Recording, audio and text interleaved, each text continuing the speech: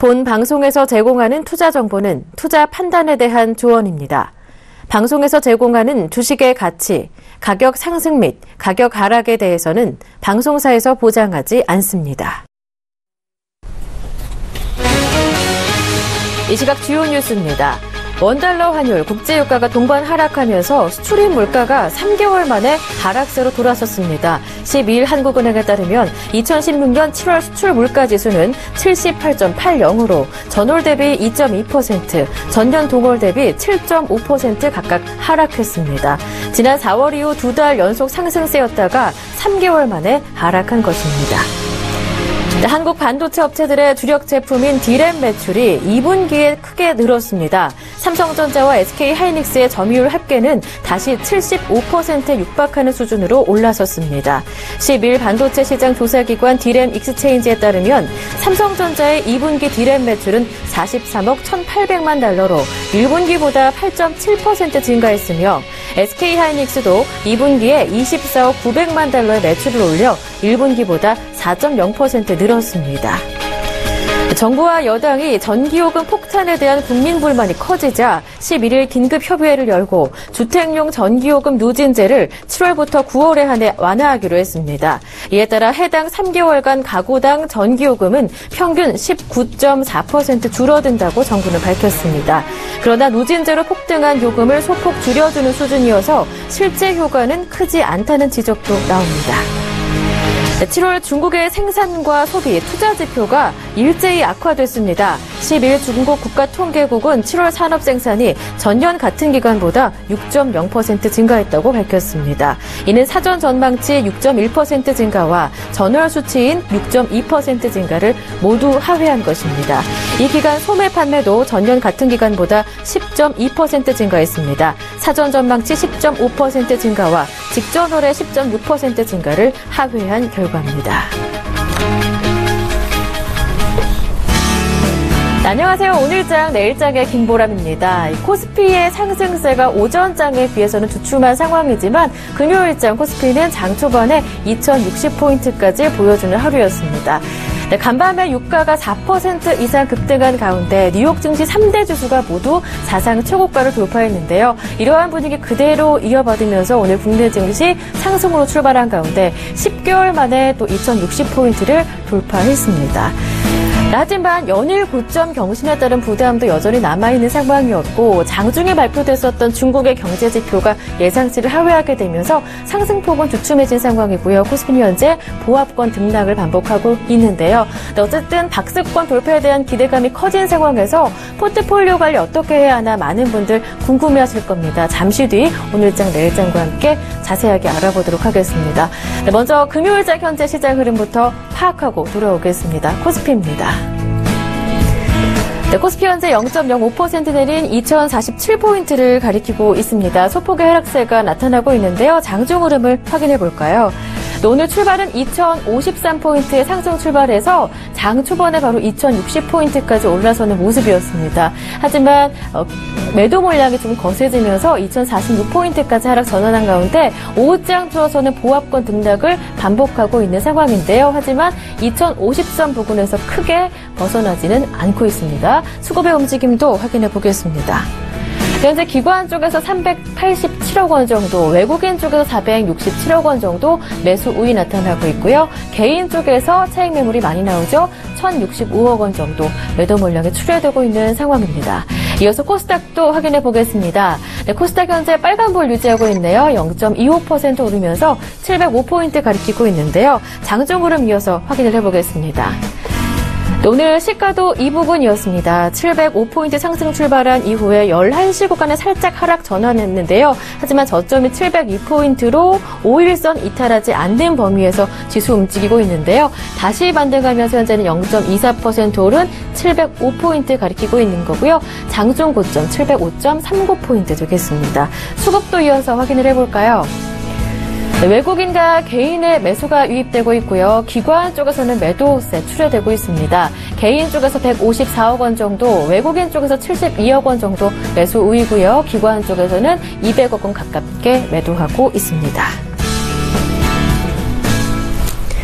네, 먼저 시장의 분위기부터 파악을 해봤고요. 이어서 오늘장의 이슈도 정리해보도록 하겠습니다. 오늘은요, NH투자증권 조현주 연구원 전화 연결해서 자세한 이야기 나눠보죠. 연구원님 안녕하세요. 네, 안녕하십니까. 네, 반갑습니다. 오늘장 이슈 어떤 것들이 있을까요? 네, 오늘 장 두 가지 정도 이슈 있었다라고 생각하시면 될 것 같습니다. 첫 번째는 국제유가 급등이 있었고요. 두 번째는 원화 강세 있었습니다. 이 두 가지 이슈에 대해서 하나씩 말씀을 먼저 드리면요. 첫 번째 국제유가 같은 경우는 WTI가 전날보다 배럴당 1.78달러 급등하면서 43.5달러를 기록했습니다. 4.3% 정도 급등한 거고요. 북해산 브렌트유 역시 배럴당 1.75 정도 상승하면서 4.3% 똑같이 급등하였습니다. 그래서 46달러 선 기록을 하였는데요. 이렇게 국제 유가가 좀 급등했던 이유는요. 사우디아라비아 에너지 산업 광물 자원부 장관이 이날 9월 오펙 회의에서 오펙 회원국과 그리고 비오펙 회원국 두 국가 간의 유가 안정을 위해서 감산 합의를 할 수도 있다 이런 얘기를 좀 했습니다. 그러면서 좀 감산 합의 기대감이 좀 확대됐다고 좀 볼 수 있고요. 이런 국제 유가 급등 때문에 전날 어젯밤에 이제 미국 선두 시장 모두 상승을 했었는데요. 코스피에서도 이런 국제 유가 상승에 따른 수혜 업종들이 좀 상승하는 모습을 보였습니다. 운송 같은 경우는 3% 정도 상승을 했고요. 항공사들 1.4% 상승을 했습니다. 그리고 화학 업종도 1% 가까이 상승하면서 이런 국제 유가 상승에 따른 수혜 업종들이 좀 강한 모습 보였던 것 같습니다. 두 번째 원화 강세 이슈 좀 말씀을 드리면요. 원달러 환율이 최근에 1,100원 선을 좀 하회하면서 아무래도 코스피 수출주들 좀 충격이 있을 거라는 우려감이 좀 확대됐는데요.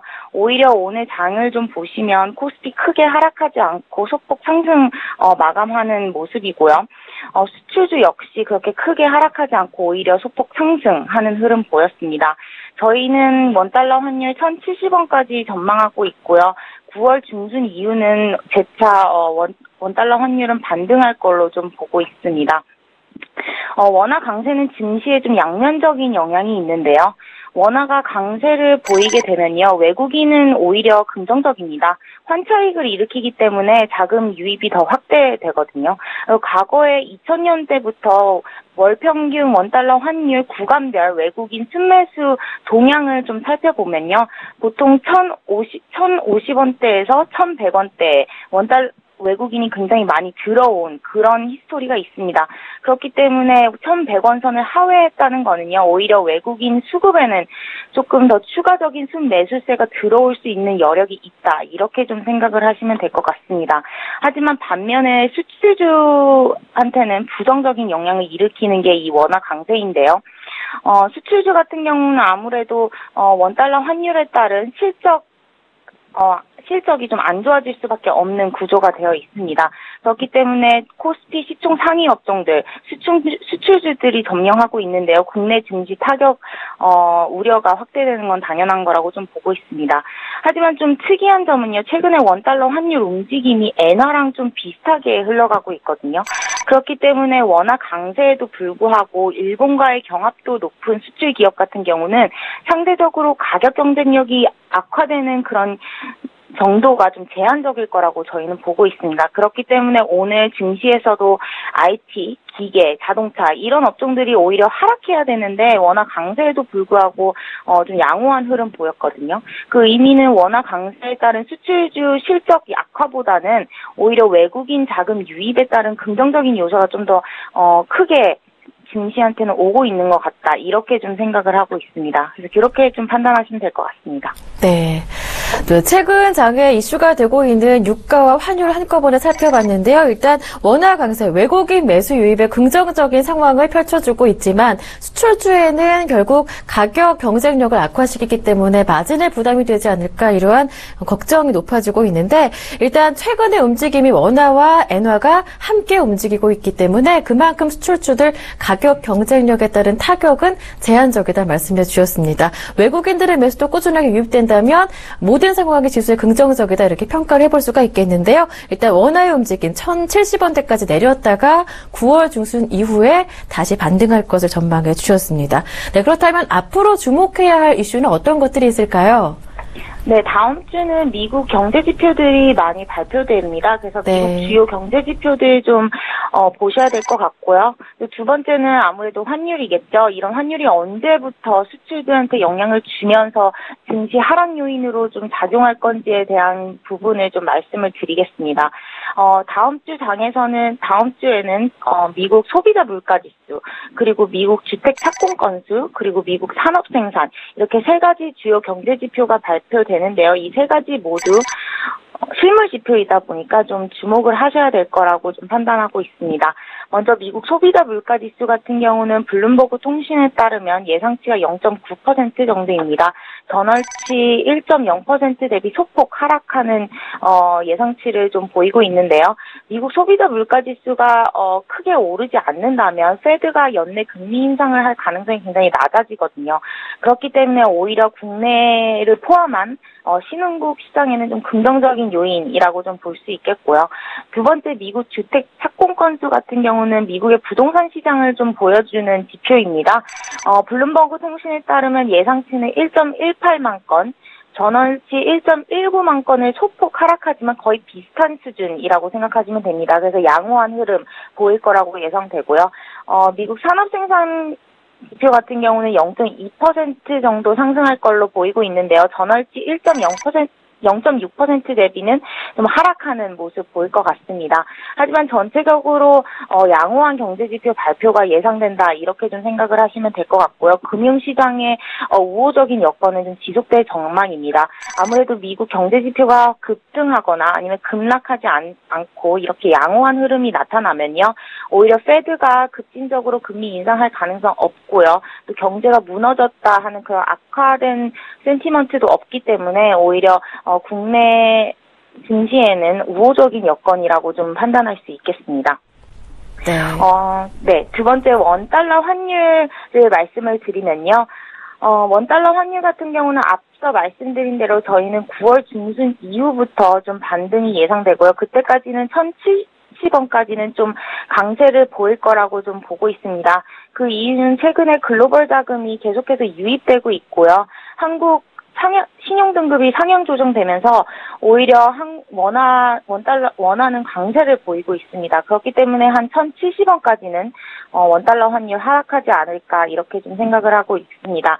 하지만 11월 미국 대선이 남아 있고요. 12월 FOMC 회의가 있기 때문에 저희는 이 두 가지 변수를 앞두고 한 9월 중순 이후 10월쯤 돼서는 이런 경계감이 선제적으로 좀 표출될 거라고 예상을 하고 있습니다.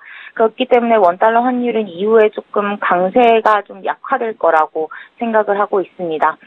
또 다른 주요한 변수는 이제 유동성 장세랑 실적 장세, 이 두 가지라고 좀 말씀을 드리고 싶은데요. 실적 같은 경우는 1, 2분기 모두 양호하게 발표됐는데 이어 3분기 실적 역시도 지속해서 상향 조정 중입니다. 한국 EPS 증가율은 4년 만에 상승 전환하였기 때문에 실적 모멘텀 계속해서 좀 유효하다고 판단되는데요. 원화 강세에 따른 수출주들의 센티먼트 약화에 대한 우려는 좀 제한적일 거라고 보고 있습니다. 첫 번째는 앞서 말씀드린 이 실적 긍정적인 요인들이 있다라고 좀 보고 있고요. 두 번째는 이제 원화와 엔화의 유사한 방향성, 이 두 가지 때문에 수출주들의 센티먼트가 약화되기보다는요, 오히려 외국인 자금이 좀 유입되면서 수출주들은 좀 더 상승세를 지속하지 않을까, 이렇게 좀 보고 있습니다. 따라서 그런 부분 걱정은 좀 덜으셔도 되고요. 저희는 환 변동성에 따른 증시 충격은 좀 제한적이라고 보고 있습니다. 그래서 박스권 내에서 순환매 좀 지속될 거라고 보고 있습니다. 그래서 이런 부분들 좀 생각하셔서 저희는 하반기 한 2,100포인트 타겟을 목표로 매수 전략 지속해서 추천드리고 있거든요. 다음 주에도 코스피 상승세는 지속될 거라고 보고 있습니다. 네, 알겠습니다. 역시 다음 주에는 미국의 금리 인상 시기에 대한 단서가 될 수 있는 경제지표 발표에 주목하셔야겠고요. 또 원달러 환율의 움직임 주목하셔야 할 텐데 이 환 변동성에 따른 시장의 유동성 그동안 제한적이다라고 말씀해 주시면서 박스권 내 순환매 장세가 전망된다. 지수의 상승도 가능할 수 있을 것이다. 이렇게 전망해 주셨습니다. 네, 지금까지 NH투자증권 조현주 연구원과 함께 이야기 나눴습니다. 좋은 말씀 잘 들었습니다. 고맙습니다. 네, 감사합니다.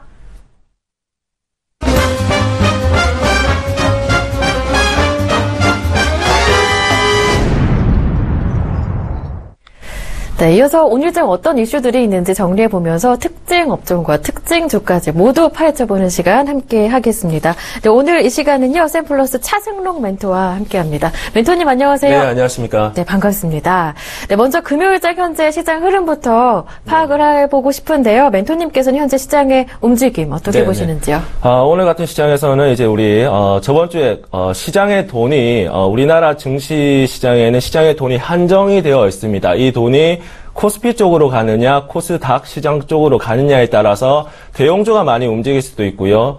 아니면 중소형주가 많이 움직일 수도 있습니다. 자, 오늘 같은 시장에서는 며칠 동안 3, 4일 거래 정도 대형주가 많이 움직였는데요. 시장의 돈이 대형주, 코스피 쪽으로 많이 쏠렸기 때문에 대형주, 건설업종이라든지 2분기 실적이 많은 종목들이 움직였고, 오늘 같은 시장, 지금 이 시점에서는 대형주에서 3, 4일 정도 올랐던 부분들, 차익 매물이 나오면서 우리나라의 시장의 돈이 코스닥 시장 쪽으로 옮겨가고 있다. 더불어서 중소형주, 주도주 쪽 종목들이 올라가고 있다. 이렇게 한번 정리를 해보도록 하겠습니다.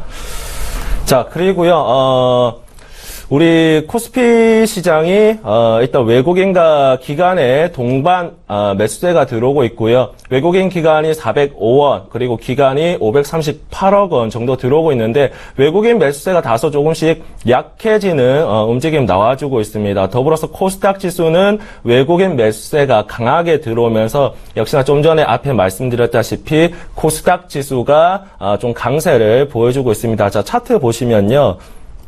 자, 우리 코스닥 지수 보시면 역시나 한 10여 년 정도 동안 박스권으로 움직이는 경우가 많고 역시나 우리나라 시장 가장 큰 특징이 박스권으로 움직이는 특징이 있는데 내나 700포인트와 더불어서 680포인트 정도가 박스권 구간으로 움직이고 있습니다. 자, 차트를 조금 크게 해서 본다면 700포인트 부근 여기 노란색 박스권으로 쳐놨던 부근대에서는 항상 사드라든지 북한 쪽 지리학적 리스크, 악재가 나온다거나 해외 대외 글로벌 악재가 나오는 경우가 많아서 조금 떨어지는 경우가 많았습니다. 이번뿐만이 아니라 10년 전, 5년 전에도 똑같은 흐름이 보여줬기 때문에 700포인트 선에서는 어느 정도 현금 비중을 높여놓고 대응을 하는 게 좀 현실적인 자리지 않나 이렇게 한번 말씀을 드리고요. 자, 코스피, 코스닥 시총 상위 업종군들도 한번 짚어보도록 하겠습니다. 네. 자, 코스피 시총 상위 종목들, 첫 번째 종목이죠. 삼성전자인데요. 오늘, 154만 6천 원 정도, 마이너스 0.83포인트 빠진 약보합세 정도, 흐름 보여주고 있습니다. 자, 삼성전자 같은 경우에는 지금 이 시점에서 삼성전자가, 스마트카라든지, 그리고 바이오 업종군들, 그리고 노트7까지 오픈을 하면서 상당히 지금 공격적인 투자를 감행을 하고 있다. 지금 이 자리가 삼성전자 미래 핵심 먹거리 사업을 위한 터닝 포인트 구간이 아닌가. 이 구간에서 투자한 돈이 성공을 한다면 주가는 중장기적으로 애플 이런 종목들처럼 200만 원 정도까지 갈 수 있다. 이렇게 한번 좀 중장기적으로는 보고 있고요. 한전전력 같은 경우에는 오늘 한 마이너스 2.8% 정도 하락을 하고 있는데 역시나 요즘 이슈된 상황이랑 좀 연관이 되어 있죠. 날씨가 많이 덥기 때문에 한전 쪽에서 아마 배당 잔치가 일어날 확률이 상당히 높습니다. 그 실적이 바로 따라서 이제 주가가 좀 가파르게 오르는 모습을 보여주고 있고 3분기쯤에도 한번 조정을 준다면 다시 재차 오르지 않을까 이렇게 한번 예상을 해보면서 현대차 1.1% 정도, 요즘 스마트카랑 자율주행차와 더불어서 좋은 흐름 보여주고 있고요. 삼성물산 0.35% 정도 약보합세, 자 삼성전자 우 강보합세, 네이버 0.26% 오른 78만 원 정도 강보합세 흐름 보여주고 있습니다. 자, SK하이닉스 마이너스 1.29% 정도 보여주고 있는데요. 자, SK하이닉스 같은 경우에는 한번 차트 보면서 한번 포인트 한번 짚어드리도록 하겠습니다. 네. 자, SK하이닉스 같은 경우에는요, 일단은 지금 바닥권 25,650원 이 구간에서부터 외국인과 기관의 매수세가 지속적으로 들어오고 있는 종목이다. 더불어서 이 구간대가 박스권 지지선이라고도 좀 표현을 할 수도 있는 자리이기 때문에 이 구간대에서 저점 매수가 됐을 때 이제 이렇게 우상향하는 종목들을 공략을 하는 법이 한 가지 팁을 드린다면 이런 종목들은 단기 조정을 줬을 때 종목 악재가 아닌 우리나라 뭐 브렉시트 악재라든지 뭐 북한 쪽에서 미사일을 발사를 한다거나 사드 배치 문제가 됐을 때 뭐 종목 악재가 아닌 지수 악재 때문에 종목이 흘러내릴 때 뭐 이런 식으로 흘러내릴 때 한번 조정 매수 포인트 구간을 잡는다면 이런 종목들은 우상향 외국인과 기관이 꾸준하게 매수세가 들어올 때 한번 종목이 떨어진다면 21 이평선 아래에서 접근을 하는 게 매수 포인트 구간이다. 뭐 어제 같은 경우도 마찬가지겠죠. 여기 21 이평선 아래에서 공략을 했다라면 뭐 어제도 이제 수익이 났을 거고 오늘 경우에서도 뭐 박스권 저항대 부근인 35,000원 부근대 뭐 소폭이나마 수익을 낼 수 있는 종목이다. 이렇게 한번 말씀을 해드리고요. 뭐 나머지 시가 상위 총액 종목들도 한번 짚어본다면요. 포스코 1.86% 강세 흐름 보여주고 있고 SK텔레콤 같은 경우에는 제4이동 통신, 5이동 통신 이런 종목들로 아직 약세 흐름을 보여주고 있기 때문에 아직 전반적인 시세 흐름은 나타나고 있지 않습니다. 자, 이어서 코스닥 시총 상위 종목군들도 한번 살펴보도록 하겠습니다. 자, 코스닥 시총 상위 1위 종목이죠. 셀트리온입니다. 10만 원 정도를 저항선이었는데 조금 올라가는데 7월 달부터 시작을 해서 10만 원을 돌파하는데 애를 조금 많이 먹었습니다. 그 애를 많이 먹고 안착을 하고 나니까 이제 추가적으로 계단식으로 이제 올라가는 패턴이 나오고 있다. 그래서 상승이 나오고 난 뒤 뭐 1, 2주 정도 조정받고 또 상승이 나오고 1, 2주 정도는 조정을 받고 이런 움직임으로 나오고 있기 때문에 셀트리온 같은 종목들도 다소 무리하게 쫓아가면 손실을 조금 볼 수 있는 종목이고요. 네. 조정을 줄 때 분할로 이제 접근을 하신다면 수익을 낼 수 있는 종목이다. 이렇게 말씀을 드리고 자, 카카오는 약세 흐름을 보여주고 있네요. 마이너스 2% 정도 하락하고 있고 메디폭스, CJENM, 로엔 다소 엔터주 관련 업종군들이 약세 흐름을 보여주고 있습니다. 자, 그 이유는 뭐 대표적으로는 중국 쪽이랑 연관을 들 수가 있겠죠. 중국 쪽에서 사스 문제를 걸고 넘어지면서 우리나라 연예인 뭐 사드요? 죄송합니다. 예. 사스랑 좀, 사드죠. 사드 문제랑 이제 조금 연관을 지으면서, 뭐, 연예인 출연 문제라든지, 요런 쪽으로 이제 문제를 걸고 넘어지다 보니까, 엔터주 종목들이 SM, 그리고 뭐 YG 엔터테인먼트들이 저번 주 시장 좀 큰 폭으로 하락을 했습니다. 하지만 이제 어느 정도 조율이 되고 회의를 한다면 구제책 등이 나온다면 단기적인 반등은 나올 수 있는 시기가 이번 주나 이제 다음 주 시기가 아닐까 이렇게 한번 예상을 해보고요. 자, 바이로메드 바닥권에서 0.24% 정도 오른 강보합세 보여주고 있고요. 코미팜 3%, SK머티리얼즈 1.51%, 파라다이스 0.31% 강세 흐름 보여주고 있습니다. 컴투스 케어젠 코오롱 생명과학은 마이너스 1%대, 2%대 떨어진 모습 보여주고 있고요. 휴젤 그리고 특징적으로는 뭐 GS 홈쇼핑, 시젠 정도가 우리 코스닥 시총 상위 업종군들 중에서는 강세 흐름을 보여주고 있다고 정리를 해보도록 하겠습니다. 네, 알겠습니다. 양시장의 흐름 자세하게 살펴봤는데요. 그렇다면 이 시점에서 많은 분들이 코스피가 이제 박스피를 탈출하게 되나 궁금해하실 것 같고요. 그렇다면 포트폴리오 관리를 어떻게 해야 하나 궁금해하실 텐데 IT가 살짝 주춤한 사이 또 앞으로 내수주 그런 가운데 그동안에 많이 좀 하락했었던 바닥권에 있는 음식료주 같은 종목들의 업종 순환매를 기대해 볼 수도 있을까 이렇게 궁금해하실 것 같아요. 오늘 장에서도 음식료주도 많이 오르고 있는 상황인데요. 어떻게 보시는지요? 일단 코스피, 네네. 박스피 탈출할까요? 일단 우리 코스피 시장, 자, 박스권을 이제 탈출을 하려고 하는 모습이 지금은 보여주고 있죠. 자, 2,000포인트 정도가 코스피 상단 부분인데요. 네. 지금은 윗꼬리를 어느 정도 달고 떨어지는 걸로 봐서는 우리나라의 시장의 돈이 코스닥 쪽으로 좀 옮겨 가고 있는 상황이다. 그래서 포커스를 코스닥 주도주 쪽으로 좀 잡아야 된다고 저는 개인적으로 좀 생각을 네. 하고 있고요. 항상 이제 이런 식으로 박스권으로 움직이고 상당부가 올라왔을 때 항상 그 차익 매물이라든지 파생 쪽, 선물 옵션 쪽에서도 수익을 얻으려고 하는 세력들이 있기 때문에 여기서 단기적으로 푸시라든지 콜옵션 하는 사람들까지 연관을 한다면 단기적으로 기술적 조정은 받을 수 있다. 네. 하지만 이제 외국인과 기관의 수급이 관건이거든요. 여기서 이제 큰 이탈이 없이 2,000포인트 정도만 안착을 한다면 우리 코스피 지수는 조금 더 추가 상승을 할 가능성이 높아 보인다.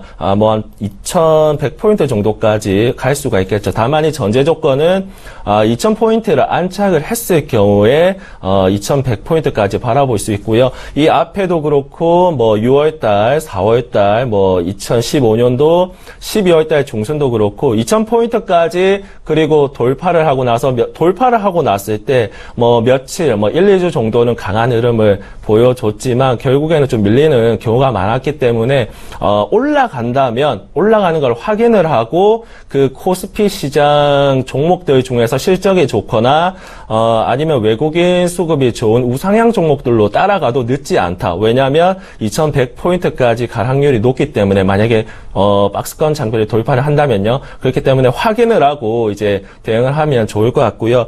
그리고 이제 앵커님께서 내수주. 음식료 네. 내수주 중에서는 지금 리우 올림픽이 이제 진행을 하고 있기 때문에 편의점 관련주를 한번 보시면 좋을 것 같습니다. 네. 대표적인 편의점 관련 업종군들이 BGF 리테일이라는 종목이 있죠.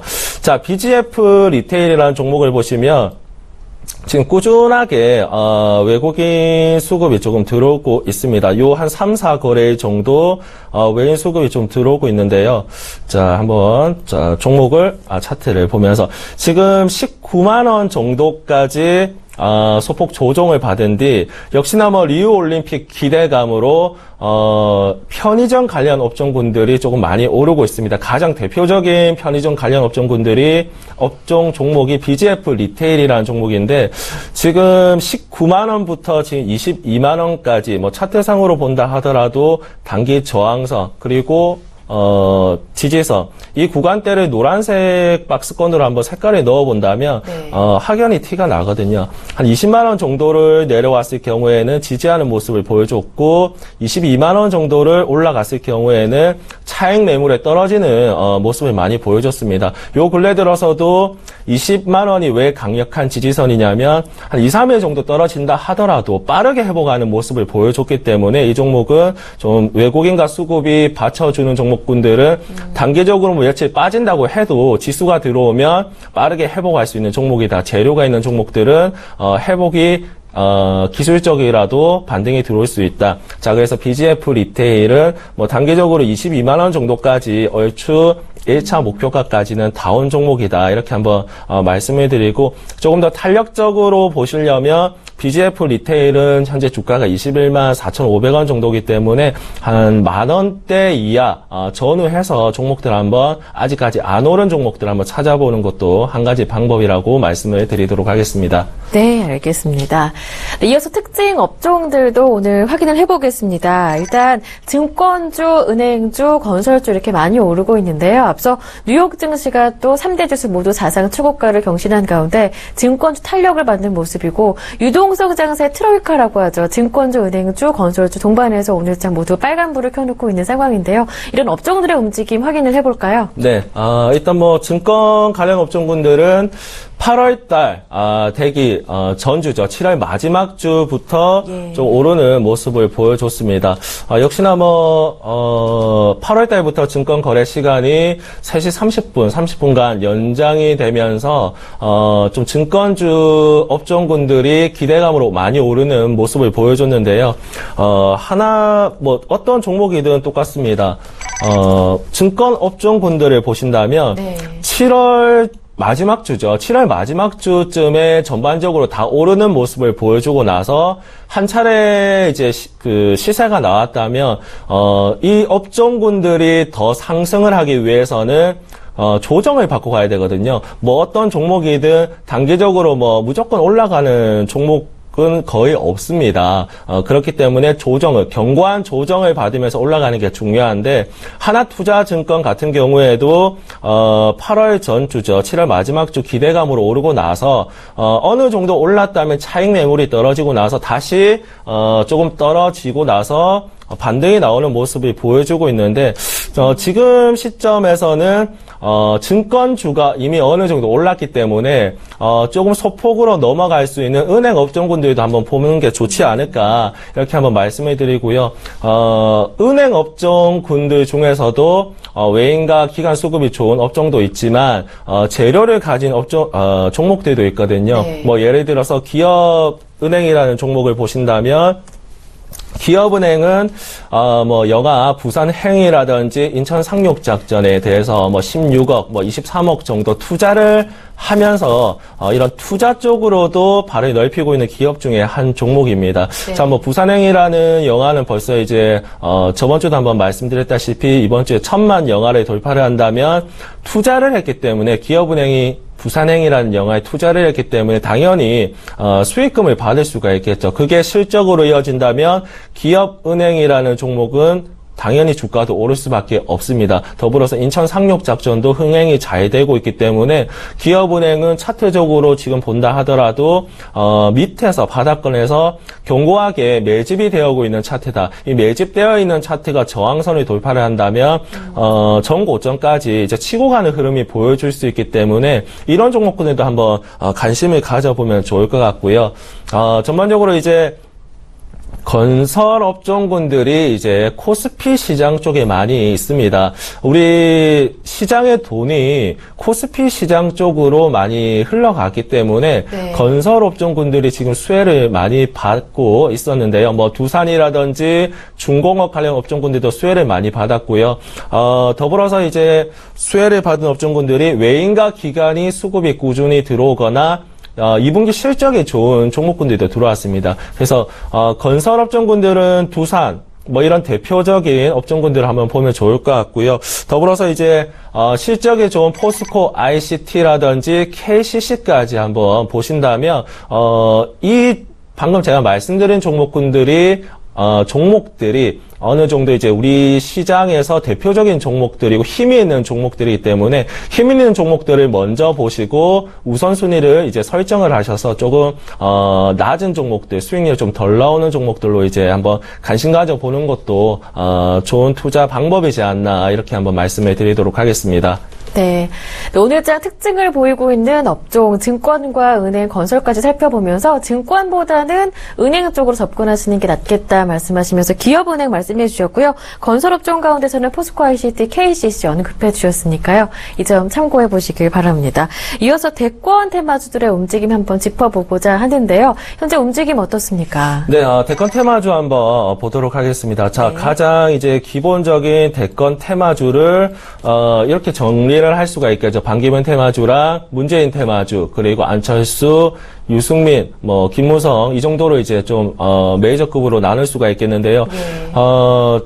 이번 주말이었죠. 반기문 유엔 사무총장이 기자회견이라든지 인터뷰를 하면서 대권에 대한 도전 의지를 좀 비춘다면 반기문 테마주가 이번 주에 좀 올라갈 수 있겠다, 이렇게 말씀을 드렸는데, 역시나 대권에 대한 도전 의지를 지속적으로 좀 높이고 있습니다. 자, 그래서 오늘 같은 시장에서도 가장 Q캐피탈 정도, 그리고 동양 새로 편입계 새로 편입된 동양 물산, 뭐 여러 가지 종목이 많습니다. 한창, 일야, CCS, 가불메탈 많은데 일단은 기본적으로는 동양 물산이라는 종목이 대장 역할을 하면서 지금 현재 상한가 정도까지 올라가는 흐름이 보여주고 있고 큐캐피탈이 지금 21 이평선 지지를 하면서 5장에 따라가는 모습을 보여주고 있습니다. 자, 큐캐피탈 같은 경우에는 한 차례 이제 크게 시세를 받고 조정 없이 빠졌기 때문에 이 종목이 이제 기술적 반등이랑 내부 호재랑 겹쳐서 반등이 나온다면 동종목 오늘 오후장에도 강력한 시세 흐름이 나올 수 있다. 이렇게 한번 예측이 되고 있고요. 더불어서 이제 문재인 관련 업종군들도 강세 흐름을 보여주고 있습니다. 자, 문재인 테마주 같은 경우에는 대선 끝나기 전까지 아마 관심을 가져야 되는 종목이다 이렇게 말씀을 드릴 수가 있겠는데요. 우리들 휴브레인, 우리들 제약 지금 오후장에 또 오를 수 있을 만한 자리, 이평선을 지지를 하고 있는 자리다. 더불어서 오늘 시장에서는 우리들 휴브레인이랑 우리들 제약이 과거 대장 역할을 했다면 오늘 같은 날에는 뭐 AMP라든지 유성 TNS가 조금 강한 흐름, 2% 3%대 흐름을 보여주고 있는데 한 가지 팁은 이렇게 드릴 수가 있겠습니다. 문재인 테마주는 야당 쪽이죠. 그리고 반기문 테마주 쪽은 여당 쪽입니다. 그래서 대권 테마 장세가 된다면 물론 동반적으로 이제 조정을 서로 받으면서 올라가겠지만 문재인 테마주랑 반기문 테마주는 서로 시소놀이를 하는 경우도 좀 많이 눈에 띕니다. 그래서 문재인 테마주가 오를 때는 반기문 테마주가 소폭 내리는 모습도 보여주고요. 자주. 그래서 반기문 테마주가 오를 경우에는 문재인 테마주가 뭐 좀 조정을 받는다든지 이런 움직임을 보여주고 있기 때문에 항상 시소놀이를 할 수 있는 부분을 좀 연두를 하시면서 보되 이제 좀 국민의당 안철수 쪽 테마주를 본다면 한 차례 많이 떨어졌기 때문에 이제 뭐 11월 달이나 이제 정치 이벤트가 있을 경우 시기에 맞춰서 바닥권에서 이제 다시 자리를 잡아가고 있는 자리지 않나 이렇게 한번 보고 뭐 아직까지 뭐 강력한 대권 후보자는 아니지만 뭐 유승민 테마주라든지 김무성 테마주 이런 종목들도 한번 같이 곁들여서 보신다면 대권 테마주는 이 종목들 이 메이저급 종목으로 필두를 해서 보는 게 가장 중요하고 항상 종목들을 선별을 할 때는 대장 종목을 우선순위를 정해서 보시는 게 가장 중요하다고 정리를 해드리도록 하겠습니다. 네. 이렇게 대선 테마주 관련 종목들의 움직임을 파악해봤고요. 이번에는 삼성전자가 이끄는 테마주들의 움직임도 참 많은데요. 관련 부품주들이 따라서 덩달아 급등세가 나타나고 있습니다. 그 가운데 하나가 갤럭시 노트 7에 최초로 홍채 인식 기술을 탑재하게 되면서 요즘 이슈가 되고 있죠. 관련 종목들 많이 오른 종목들도 있고 올랐다가 조금 조정을 받는 종목들도 있고 다양한데요. 전반적인 분위기 짚어볼까요?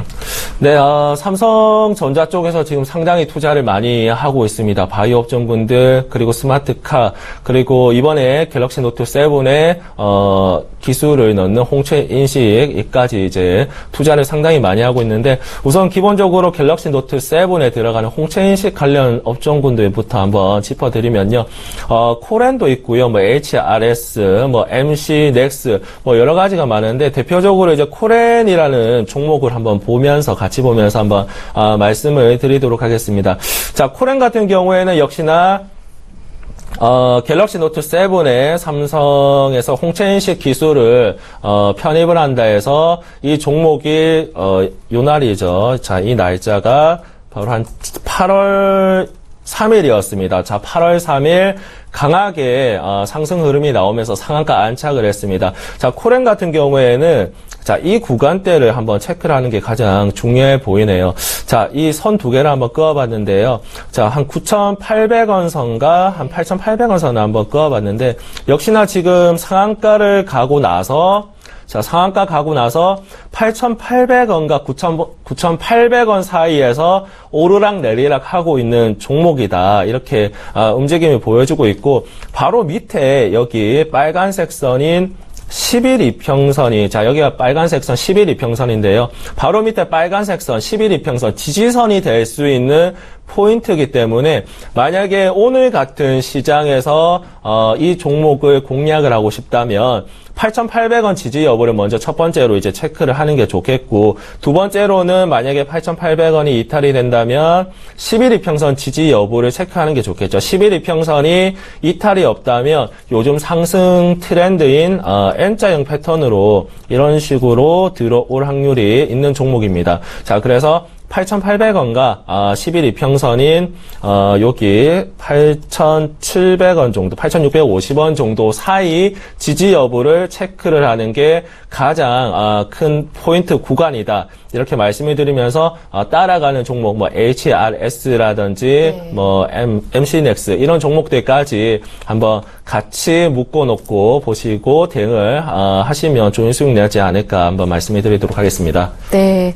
네, 삼성이 이끄는 테마주, 부품주들 또 다른 것도 있습니다. 이 삼성이 지난 8월 초에 공개를 했죠.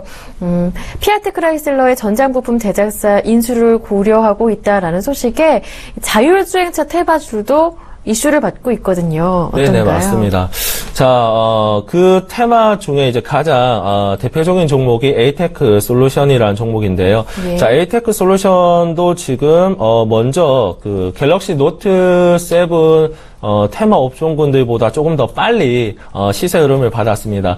자, 에이테크 솔루션이 지금 자율 모델 주행 자동차 종목 중에서는 가장 대장 역할로 움직이고 있는데 말씀을 드리기 전에 이 트렌드도 한번 보시면 이렇게 장대 양봉 상한가가 나오고 나서 지금 조정을 받고 재차 오르는 N자형 패턴으로 들어오고 있거든요. 그래서 삼성 갤럭시 노트 7 아까 조금 전에 말씀을 드렸던 종목도 이렇게 N자형 패턴이 들어오는지 안 들어오는지 한번 체크를 해보시고요. 에이테크 솔루션 같은 경우에는 지금 현재 투자 경고 종목으로 지정이 되어 있습니다. 종목이 단기간에 30%, 50%, 80% 뭐 이런 식으로 뭐 2, 3일 만에 60%, 80% 오르면 금감원에서 너무 많이 오르기 때문에 경고 종목으로 지정을 합니다. 그래서 경고 종목으로 지정이 되었을 경우 좀 추가 상승을 하는 경우는 좀 드물고요. 경고 종목이 해지가 될 때쯤 반등이 나오는 경우가 많기 때문에 이 종목은 다음 주죠. 다음 주 말쯤 그리고 다다음 주 초쯤이 아마 반등이 나올 수 있는 구간이 될 확률이 상당히 큰 종목이에요. 오늘 같은 날에서는 어제 저점 그리고 엊그제 저점 이탈 없이 움직이는 모습을 보여줬기 때문에 장중 파동 정도는 나와졌지만 지금 현재 윗꼬리를 달고 빠지고 있는 시점이기 때문에 오후장에 윗꼬리를 달고 빠진다는 거는 다음 날 그리고 다음 주 월요일에도 다소 조정을 받을 수가 있겠다. 이렇게 한번 체크를 하는 거고요. 이 8,100원대가 이탈이 된다면 바로 미친 10일 이평선 전후 이 구간대에서 한번 물량을 매집을 한다면 동종목도 역시나 아마 이런 패턴이 될 확률이 좀 높겠죠. 역시나 N자형 패턴식으로 V자 반등이 들어올 확률이 조금 높은 종목이기 때문에 막연하게 무조건 들어온다기보다는 지지선을 이탈이 없다면 들어올 확률이 상당히 높은 겁니다. 그래서 항상 떨어질 때 사지 마시고 지지하는 걸 확인을 하고 공략을 한다면 이 종목도 홍채인식 관련 업종군들이랑 더불어서 이제 좋은 시세 흐름을 꾸준히 낼 수 있는 종목이지 않을까 이렇게 한번 정리를 해드리도록 하겠습니다. 네. 네, 그 전에 한번 살펴보고 싶은 종목이 있는데요. 테슬라 국내 입점 11월 초 앞두고 삼진 L&D의 움직임도 주목해 볼 만하다라고 말씀해 주셨는데 네네. 움직임 어떻습니까? 네, 역시나 이제 자율 모델 주행차 11월 달에 이제 후보지를 선정을 하고 있습니다. 삼진 L&D 저번 주에 제가 와서도 이제 한번 말씀을 드렸는데요. 삼진 L&D도 그 삼성 SDI의 네. 2차 전지 뚜껑 역할을 하고 있는 가스켓을 70% 가량 공급을 하고 있기 때문에 네. 그쪽으로 엮였거든요. 자, 삼진 L&D도 지금 요 날이었죠. 8월 9일 날 보시면요. 이 기대감으로 벌써 한 차례 올랐습니다. 역시나 8월 초 구간인데요. 네. 8월 4일 정도 오르고 나서 2일 조정을 받고 시세 흐름이 나왔기 때문에 이 종목은 벌써 이제 올라갈 때 고점이 11% 정도 올랐기 때문에 어느 정도 시세 흐름이 나왔다. 항상 수익이 나올 때는 수익을 한번 실현을 하는 구간. 왜 3,800원대에서 수익을 실현을 해야 되냐면 이 구간대가 바로 단기 고점이기 때문에 이 구간대에서는 수익을 실현을 하는 자리였다. 이렇게 말씀을 드리고요. 단기적으로 지금은 20일 이평선까지 조금 떨어진 모습이지만 에이테크 솔루션이 추가 상승이 나온다면 삼진 L&D도 20일 이평선 아래서 뭐 자리를 조금 만들고 반등이 한 차례 뭐 나올 수는 있는 종목이지만 조금 전에도 말씀드렸다시피 항상 이제 테마 업종군들이 생길 때 종목들이 너무나도 5개, 8개, 10개 많이 불어나기 때문에 항상 대장 종목군들 그리고 적어도 1에서 3순위 정도 종목군들을 공략을 해야지만 수익이 조금 많이 난다거나 손실을 본다 하더라도 최소폭으로 나올 수 있다는 걸 다시 한번 말씀을 드리도록 하겠습니다. 네. 특징 업종들 그리고 특징 테마주들의 움직임을 먼저 살펴봤고 이제 개별주들의 움직임, 특징주들의 움직임도 확인해 보겠습니다. 먼저 CJ 이야기를 안 할 수가 없을 것 같은데요. 이재현 회장 광복절 특별 사면에 포함이 됐습니다. 네, 관련해서 CJ는 주가가 조금 오르고 있는 상황이고요. 네, 그리고 5일 연속해서 주가 상승세가 이어지고 있는 반면에 포함되지 않은 한화라든지 주가의 움직임은 조금 부진해요. 네네. 일단 뭐 기대감으로 이제 광복절 특사 이런 식으로 해서 어떤데 옷을 좀 많이 두껍게 입었더라고요. 날씨 많이 더운데 CJ 같은 경우에는 지금 기대감으로 역시나 이제 출소를 하니까 이제 경영상으로 좀 안정화되지 않겠는가. 이제 물론 기대감으로 전반적으로 좀 주가 반등이 나오는 모습을 보여주고 있고요. 매년 이런 식으로 뭐 경제인이라든지 뭐 기업 회장 이런 사람들이 나올 때 단기적으로는 기대감으로 뭐 며칠 한 일주일이라든지 오르는 경우가 많았는데 실질적으로는 그 기대감으로는 주가가 오르기에는 좀 한계치가 있거든요. 그래서 단기적으로 이제 이슈성으로 좀 보는 게 좋을 것 같고요. 실질적으로 CJENM 같은 경우에는 지금 저점을 조금씩 전 저점 19만 원 정도를 좀 이탈을 하고 요 기대감으로 좀 기술적 반등으로 나오고 있기 때문에 한 19만 원 정도를 지지를 못한다면 이 종목은 단기적으로는 조금 하락 추세로 좀 흘러내릴 확률이 좀 큽니다. 그래서 19만 원 지지가 상당히 중요한 포인트다. 과연 이제 그 기업으로 경영 참가를 해서 좀 안정적으로 재물을 끌어올릴 건가 그게 바로 이제 키포인트가 될 거고 하나 같은 경우에도 다소 지금 상반되게 좀 움직이는 모습을 보여주고는 있지만 단기 이슈로 한번 좀 보시면 좋겠다 이렇게 한번 말씀을 드리도록 하겠습니다. 네, 알겠습니다. 네, 일단 CJ나 한화나 단기적인 이슈일 뿐이니까요. 주가의 움직임 크지는 않겠다라고 전망을 해주셨습니다. 다음 종목은요 한번 한국공항 한번 살펴볼까요? 2분기 어닝 서프라이즈 주가 장 초반에 급등하는 모습이었는데 현재 움직임 어떻습니까? 자, 한국공항이 지금 현재 9.81% 정도 강세 흐름 보여주고 있네요. 자, 한국공항 같은 경우에는 역시나 뭐 공항을 지을 때 뭐 필요한 뭐 자재자라든지 뭐 부품 이런 거 이제 납품하는 기업 중에 한 종목인데요. 자, 오늘 자리에서 슈팅이 한번 나왔습니다. 그래서 거래량도 터지고 있기 때문에 가격대가 이제 어느 정도 있는 38,000원대, 40,000원대 가격대이기 때문에 보통 이제 이런 점을 한번 아시면 좋을 것 같은데 1,000원대 종목이죠. 10,000원대 이하 종목군들은 상한가를 가기 위한 필요한 돈이 그렇게 많이 필요하지는 않아요. 보합해서 상한까지 올리는데 1,000원짜리 종목을 올리는데 뭐 한 20억이 든다면 한국공항처럼 10,000원대 종목을 올린다면 당연히 2배, 4배 더 많이 들기 때문에 200억 뭐 이런 식으로 들기 때문에 어느 정도 가격대가 있는 종목군들이 상한가 가는 경우는 많이 못 보셨을 겁니다. 그래서 오늘 같은 경우에 한 10% 정도 올랐는데 이 정도도 어느 정도 시세 흐름이 많이 나왔고 자, 일단은 지금 현재 윗꼬리를 달고 빠지는 모습. 자, 이 구간대를 보여주고 있기 때문에 자, 차트를 한번 길게 보신다면 지금 44,000원을 찍고 내려오고 있는데 왜 44,000원을 찍고 내려올까? 이렇게 해서 차트를 길게 한번 보신다면 44,000원 부근대에서 찍고 내려온 적이 많습니다. 요 앞에 2015년도 1월달, 2월달에도 이 부근대에서는 차익 매물이 많이 나온 자리다. 그래서 44,000원을 강하게 돌파를 하지 않는다면 보유하고 있는 물량을 보유하고 있는 투자자들이 어느 정도 차익을 실현을 하고 싶은 심리가 있기 때문에 이 구간대에서는 좀 파는 세력들이 있지 않나 보여지고요. 지금 이렇게 조정을 받을 때 역시나 우리가 이런 종목들 조정을 줄 때 한 차례 공략을 할 수가 있겠는데요. 뭐 앞서도 마찬가지지만 한 차례 시세가 나오고 견고한 조정을 줄 때 이 종목은 호재성 뉴스로 이제 올라왔기 때문에 단기적으로 뭐 주가, 우리 시장이 한번 빠질 때 이평선이라든지 뭐 지지선 정도 지지를 한다면 이탈 없는 모습을 보여준다면 그때 한번 분할로 공략을 해서 뭐 V자 전고점인 44,500원 정도 한번 노려보시면 좋을 것 같습니다. 네, 알겠습니다. 네, 마지막으로 사조시푸드까지 점검을 해보겠습니다. 2조 8천억 원 규모의 한전부지 개발 프로젝트 확정이 되면서 또 주가의 움직임도 긍정적으로 나타나고 있는데요.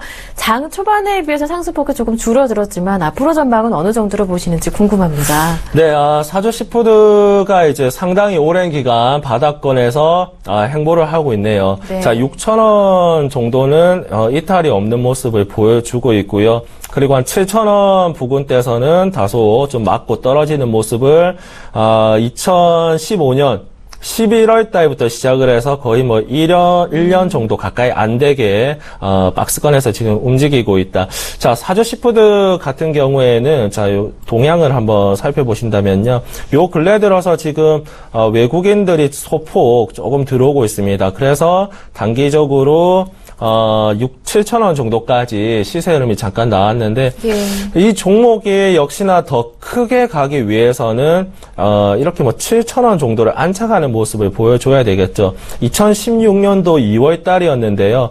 역시나 7,000원 정도를 안착을 하는 모습을 보여줘야지 동종목이 뭐 7,500원이라든지 8,000원 정도까지 갈 수 있다. 이렇게 한번 말씀을 드리고 지금은 윗꼬리를 달고 빠졌기 때문에 7,000원과 6,000원의 중간 가격입니다. 이 중간 가격 정도는 적어도 유지를 해줘야지 N자형으로 이런 식으로 나올 확률이 조금 있어 보이는 종목이다. 기술적으로는 좀 낮게 산다면 네. 6,500원 이하에서 한번 접근을 해보는 전략을 한번 구사를 해보시면 좋을 것 같습니다. 네, 사조시푸드 공략을 해보고자 한다면 6,500원 이하에서 기회를 줬을 때 그때 잡아보시는 것도 괜찮겠다 전략을 세워주셨습니다.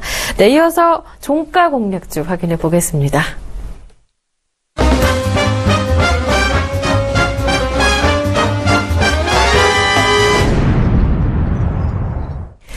장 마감 전에 마지막 기회입니다. 종가 공략주 골라드리는데요. 오늘은 메리츠종금증권 김민수 부장님 전화 연결해 보겠습니다. 안녕하세요, 부장님. 네, 안녕하십니까? 네, 반갑습니다. 오늘의 종가 네. 공략주 어떤 종목인가요? 네, 오늘의 종가 공략주는 화신이란 자동차 부품주입니다. 예. 일단 화신하게 되면은 1975년도 설립돼서 94년도에 상장된 상당히 좀 업력이 있는 회사라고 보시면 될 것 같고요. 이 자동차 조향장치 쪽의 주요 구성품인 멤버나 컨트롤 암 그리고 CTVA 같은 쪽부터 이 차체를 구성하는 연료 탱크 판넬에 주력하는 회사라고 보시면 될 것 같고요.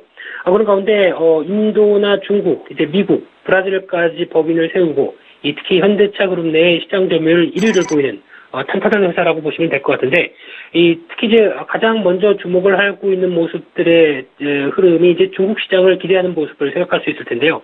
일단 화신의 실적에 가장 큰 영향을 끼치는 부분들은 중국 시장이다라고 볼 수 있을 텐데, 그쪽에서 북경 현대가 어떤 자동차 출고가 5월달 들어서 반등을 하기 시작하는 흐름을 봤었을 때, 일단 그에 따른 변화는 하반기에도 좀 기대를 할 수 있다라고 생각이 들고 있고요. 거기다가 현대차 그룹이 하반기에 인도 공장을 증설을 했을 때 나올 수 있는 변화라든가 특히 최근 OEM 공급 쪽으로 조금씩 더 확대가 되기 시작하면서 매출에 대한 기대감이 커지는 부분들 긍정적이라고 생각되고 있고요. 이 두 번째는 이 테슬라 관련된 모멘텀을 생각해 볼 수 있을 텐데 이 테슬라가 이제 브레이크 페달 같은 이제 부품을 공급을 하고 있는 상황들에서 내년에 출시 예정인 모델 3까지 추가 공급 가능성이 나오고 있는 그런 상황이라고 보시면 될 것 같고요. 거기다가 이 모델 S나 모델 X부터 이제 소형 SUV 모델까지 추가가 되는 흐름들이다라고 하게 되면 앞으로 이제 전기차 모멘텀과 관련된 부분들 쪽에서는 중요하게 작용할 수 있겠다라고 생각이 들고 있고요. 세 번째로는 가장 중요한 모멘텀인데 실적에 대한 변화가 눈에 띈다고 볼 수 있을 것 같습니다. 특히 작년 실적을 보게 되면은 영업이익이 갑자기 한 3분의 1로 축소가 되고 그리고 당기순이익은 적자로 발표를 하면서 어떤 시장에 대한 충격들이 좀 컸었죠. 이런 부분들이 아무래도 작년에 신흥국에 따른 법인이 부진했다라고 볼 수 있을 것 같은데 대표적인 게 브라질 법인이고 러시아 법인으로 볼 수 있을 텐데 이 현대차가 가동률이 신흥국 쪽에서 하락세를 보이다 보니까 이 나오는 출하량이 좀 줄어들었고요. 거기다가 이제 브라질 같은 경우 대표적으로 이제 해외화 약세가 진행되기 시작하면서 나왔던 어떤 환율에 대한 손실이 작년 실적의 가장 큰 부분을 차지했다라고 볼 수 있을 것 같고요.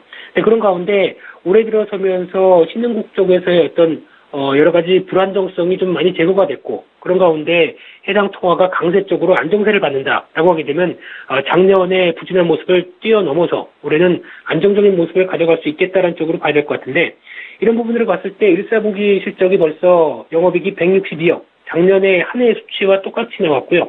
당기순이익이 178억 정도로 나왔다라고 하게 되면 올해는 큰 문제 없이 정상적으로 돌아간다라는 쪽으로 해석을 할 수 있을 것 같고요. 그런 차원에서 올해 이제 기저효과와 함께 턴어라운드가 완성이 된다라고 했었을 때 적어도 올해 한 500억 가까이는 순이익이 나올 수 있다라고 볼 수 있는 상황이고요. 그런데 지금 현재 시가총액은 작년의 충격에서 벗어나지 못해서 여전히 2,800억대 한 3,000억이 안 되는 수준이다라고 하게 되면 충분히 강용 메리트, 실적 대비한 강용 메리트가 있다는 쪽으로 봐야 될 것 같고요.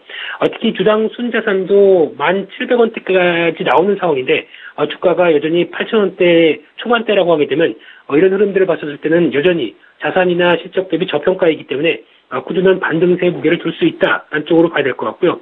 이런 부분들을 가장 먼저 체크하는 쪽은 외국인인 것 같습니다. 외국인이 벌써 꾸준하게 매수세가 늘려가기 시작하면서 연일 순매수를 기록하는 상황 쪽에서 기관이 매수세에 동참하다 보니까 주가가 상승세가 조금씩 가팔라지는 모습들이 나오는 그런 상황이고요.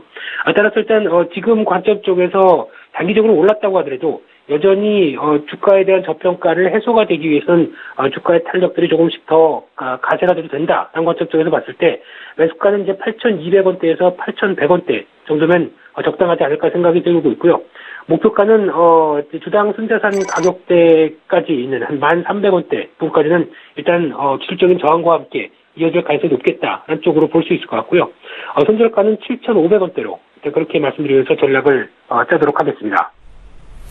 네, 자동차 부품주 가운데 화신 오늘 골라주셨습니다. 실적의 추세를 봤을 때 앞으로 상승 추세 꾸준하게 이어질 수 있을 것이다 말씀해 주셨고요. 오늘 종가 공략으로도 괜찮겠지만 8,100원대 조금 내려왔을 때 매수해 보시는 것도 괜찮겠다라는 말씀 들어보면서 전략 자세하게 세워볼 수 있었습니다. 오늘 종가 공략주는요. 메리트종금증권의 김민수 부장님과 함께했습니다. 좋은 말씀 잘 들었습니다. 고맙습니다.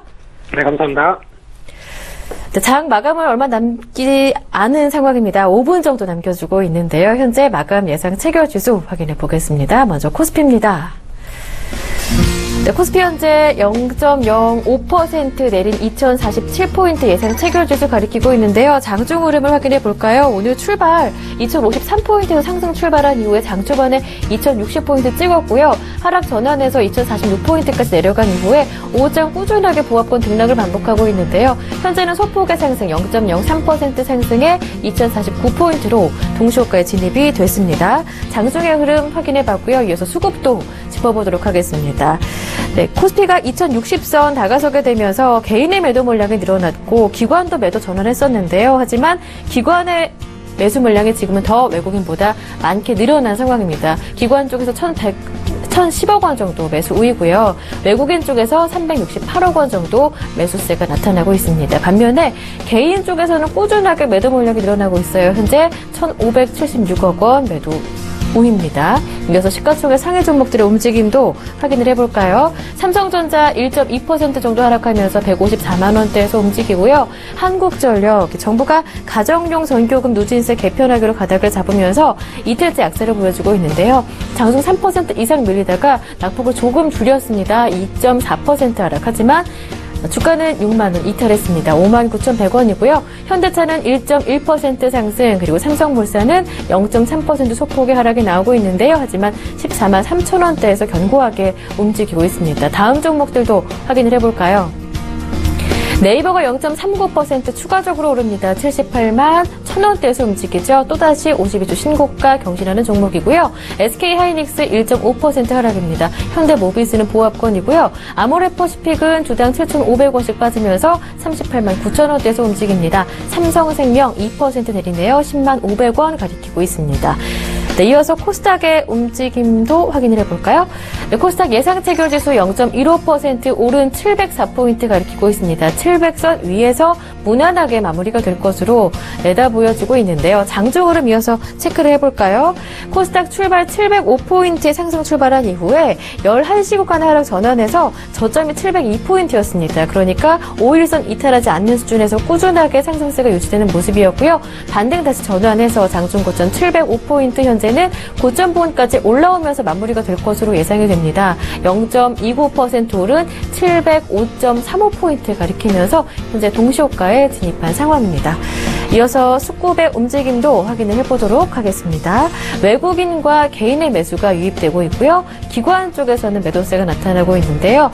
세 주체 모두 적극적인 움직임을 나타내주지는 않는 오늘장입니다. 그 가운데 지수는 빨간불을 유지하고 있는데요. 외국인 쪽에서 120억 원 정도, 그리고 개인 쪽에서 200억 원 정도 매수세가 유입되고 있기 때문입니다. 기관 쪽에서 298억 원 정도 매도하면서 강보합권 지수 유지하고 있습니다.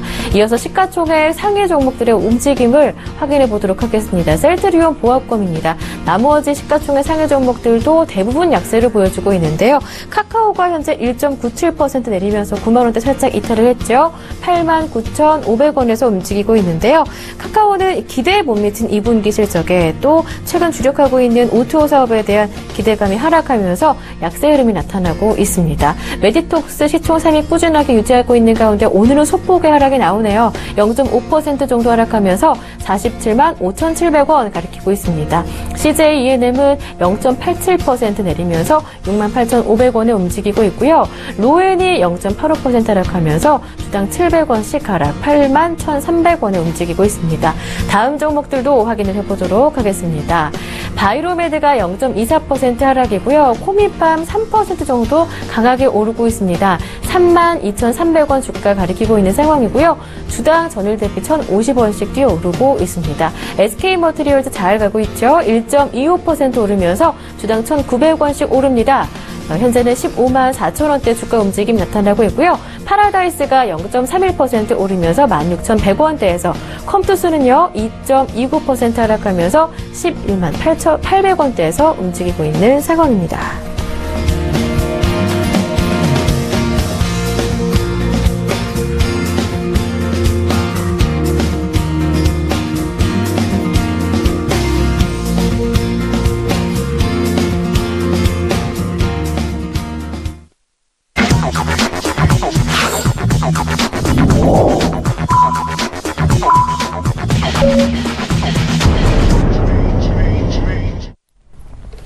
네, 8월 12일 금요일장 클로징벨이 울렸습니다. 양증시 모두 쉬어갈만 하지만 강한 흐름 오늘도 나타냈습니다. 모두 다 빨간불을 켜놓고 마무리가 됐는데요. 그만큼 주말을 보내시는 여러분들의 기분도 좋지 않을까 이런 생각이 듭니다.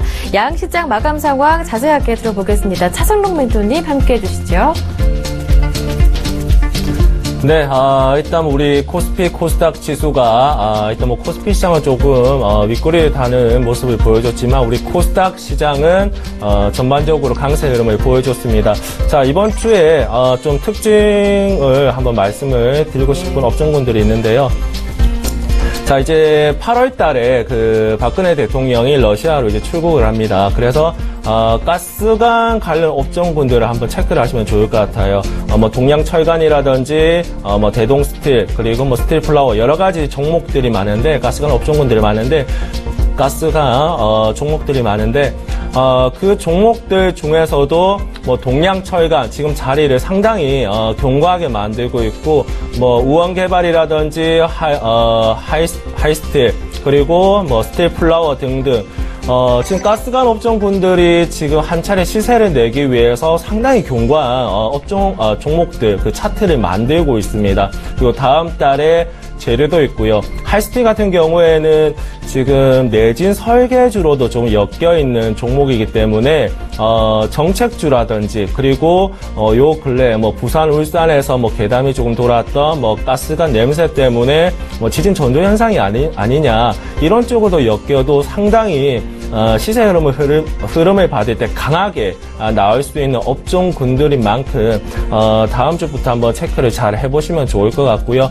자, 그리고 삼성 쪽이죠. 삼성 쪽에서 스마트카 그리고 홍채 인식 관련 업종군들 오늘 전반적으로 조정을 받는 모습을 보여줬는데 지금 자리에서는 많이 오르고 나서 지금 조정을 받고 있는 구간이기 때문에 지금 이 반등이 나오기 전에 욕심을 조금 줄이시고 분할 매수로 이제 접근을 한다면 요즘 상승 트렌드인 N자형 패턴 상승 시세를 수익을 좀 낼 수 있는 업종군들이지 않나 이렇게 한번 또 말씀을 드리고 지금 대권 테마주 종목들도 이제 견고한 흐름을 만들어 가고 있는 자리인데요.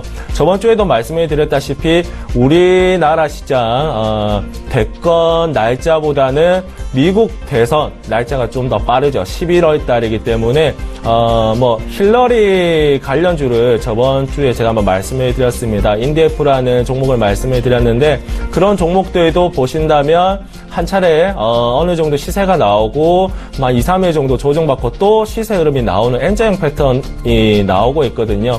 네. 이 시장의 상승 패턴 트렌드는 항상 이제 변하기 때문에 그 포인트를 집어내셨다면 그 패턴에 맞게끔 공략을 하시면 됩니다. 그런 부분들을 한번 체크를 해보시고 더불어서 뭐 유승민 그리고 문재인, 안철수, 반기문 테마주까지 한번 짚어보신다면 우리나라의 좀 강한 시장 주도주들은 빠짐없이 다 보고 있는 게 아닌가, 잘 체크를 하고 있는 게 아닌가 이렇게 정리를 해보도록 하겠습니다.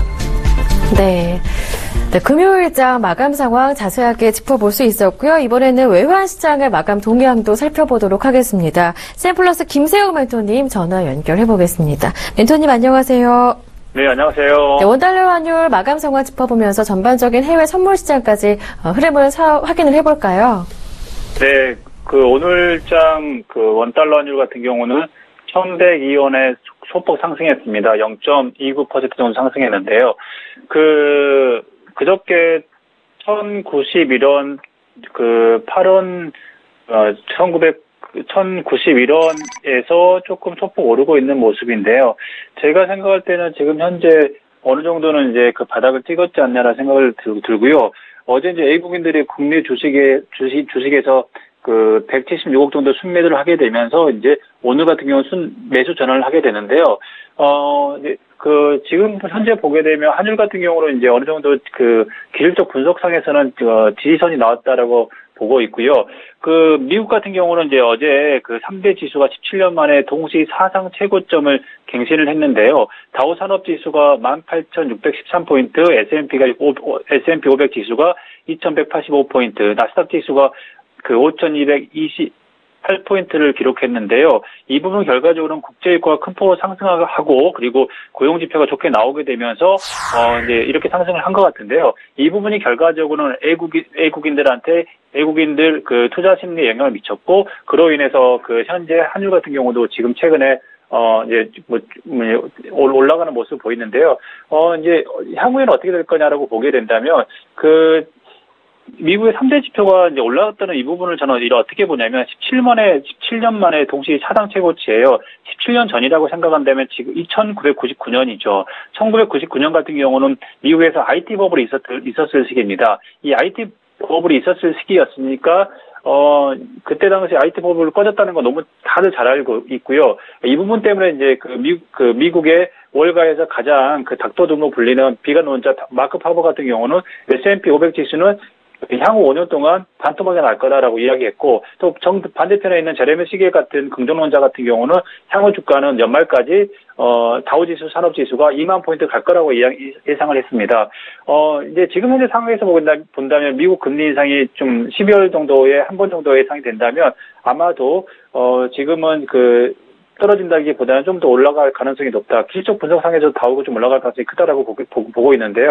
이 부분은 결과적으로 제가 생각할 때는 환율은 지금 현재에서 기준을 1,100원 선에서 1,130원 정도의 계속 박스권을 그리지 않겠나 생각을 하고 있고요. 그래서 지금은 갑자기 환율이 올라갈 거다라고 생각해서 레버리지를 사시는 것보다도 조금 1,100원 이하일 때는 그냥 일반 ETF나 일반 달러를 매수하시는 게 좋으실 거라고 생각을 합니다.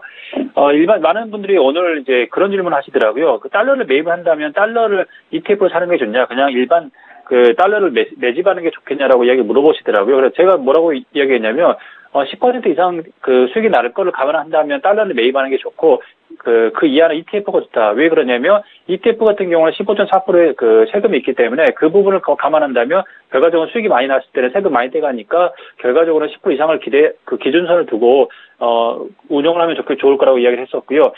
잠깐 아시아 시장을 한번 보게 되면 상해 종합지수 같은 경우는 오늘 소폭 올랐습니다. 그래서 3.31포인트.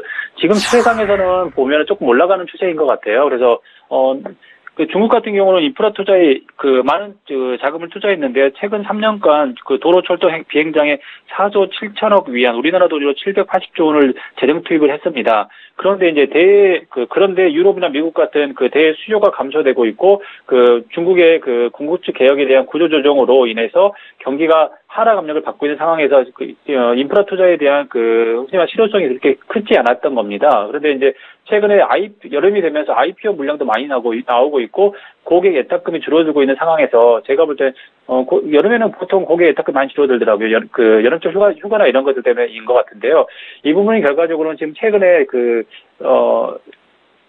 상해 종합지수에 조정을 받지 않았냐 생각이 들고요. 근데 지금 보통 많은 분들이 이야기하시는 게 10월달 삼강통을 이야기하고 있는데요. 삼강통이 된다면 아마 제가 생각할 때는 꽤 증시가 상승하지 않겠냐라고 보는데요.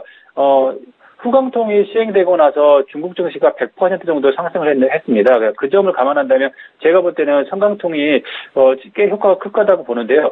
신천 거래소 같은 경우는 이제 시가총액이 3,500조 원 정도 됩니다.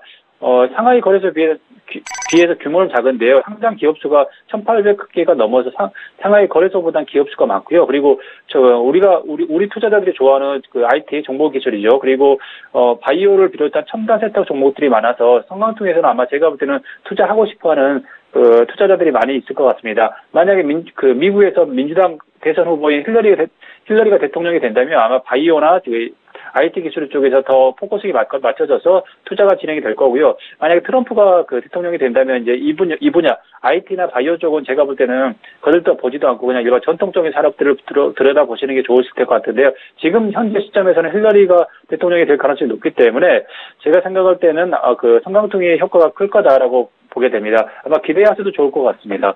그리고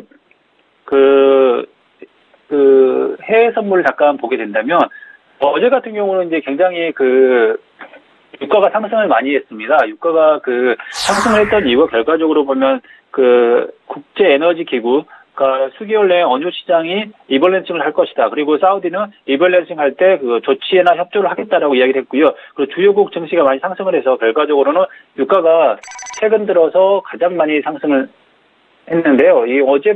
어제 같은 경우도 이제 종가 기준으로 보면 4.17% 정도 상승했습니다. 상승 여력치고는 꽤 큰 거죠. 지금 보면 이제 이런 기대감이 좀 시장에는 팽배해 있는 것 같아요.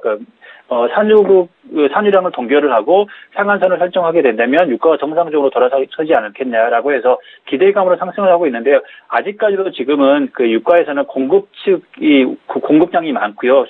수요보다는 오히려 공급이 많기 때문에 유가에서는 지금 현재 기대치로 지금은 외환 선물이 유가 선물이 올라가고 있다라고 보시면 되는데요.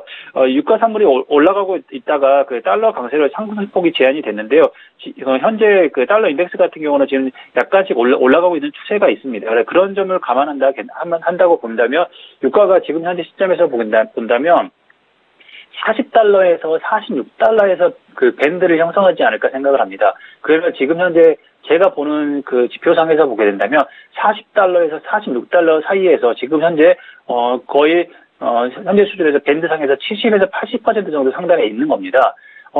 그렇다고 해서 이제 그 지금 현재 당장 떨어질 수 있느냐라고 보게 된다면 제가 볼 때 밴드상에는 상단에 있기 때문에 제가 어제 그 유가를 매도 포지션을 취해야 된다고 이야기를 했는데요. 항상 이게 그 해외에 선물하다 보면 느끼는 게 이런 겁니다. 어떤 그 에너지 장관이나 아니면 그 중앙은행 총재나 아니면 그런 유력한 그 지위에 있으신 분들이 어떤 멘트를 날리게 되면 그 멘트로 인해서 이거 유가가 상승하고 있고 하락하게 되거나 아니면 통화가 움직이게 되는데요.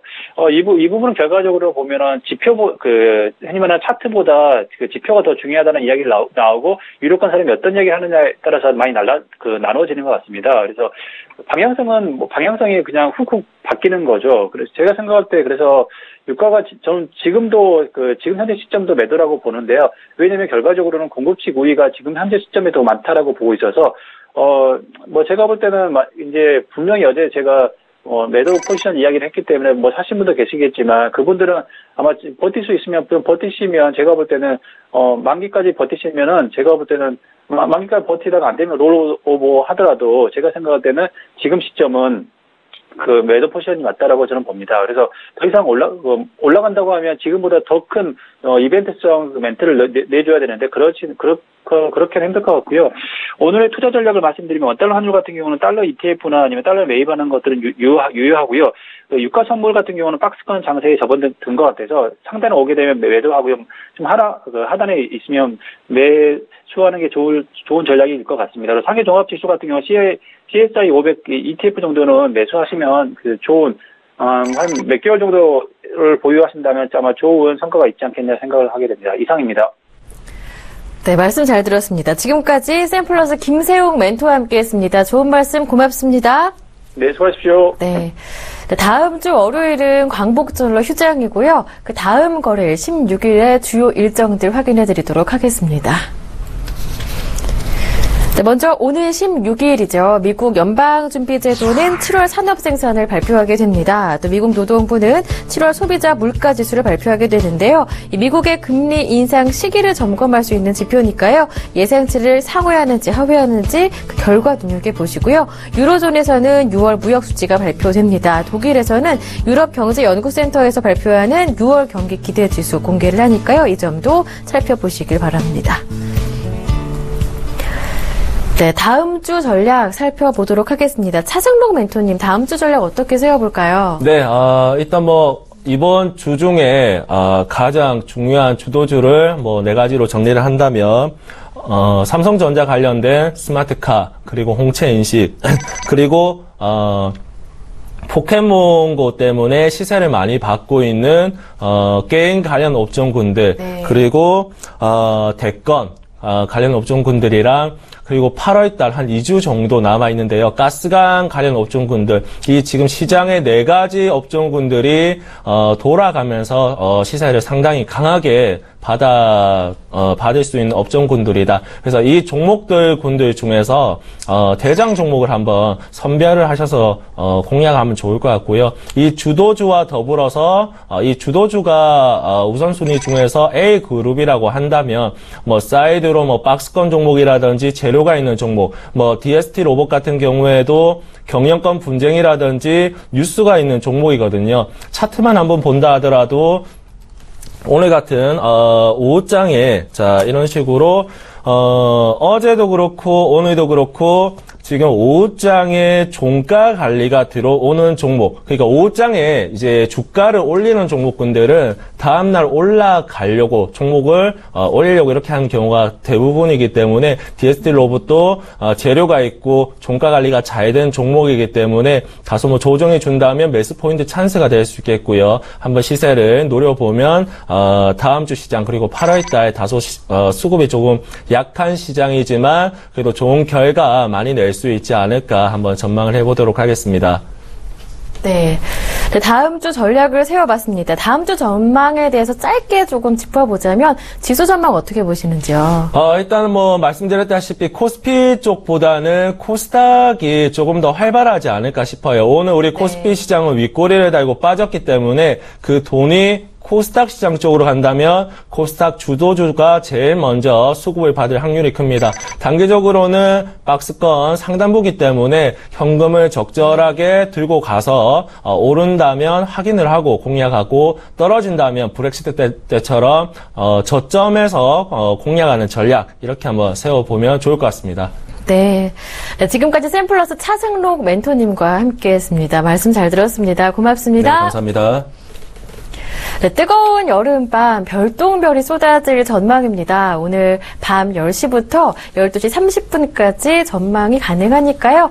별똥별 보시면서 또 소원도 빌어보셨으면 좋겠습니다. 저는 다음 주 화요일에 인사드릴게요. 고맙습니다.